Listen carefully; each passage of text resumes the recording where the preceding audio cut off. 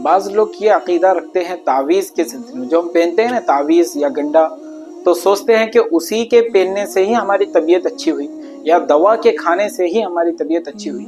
یہ سب تو ایک اسباب ہے۔ اولاً تو تعویذ وغیرہ سے ہوتا نہیں ہے کچھ بھی۔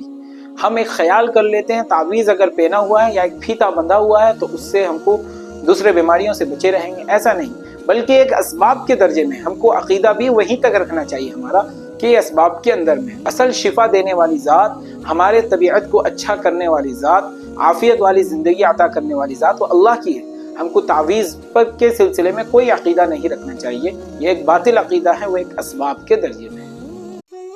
بعض لوگ یہ عقیدہ رکھتے ہیں تعویذ کے سلسلے میں، جو ہم پہنتے ہیں نا تعویذ یا گنڈا، تو سوچتے ہیں کہ اسی کے پہننے سے ہی ہماری طبیعت اچھی ہوئی، یا دوا کے کھانے سے ہی ہماری طبیعت اچھی ہوئی۔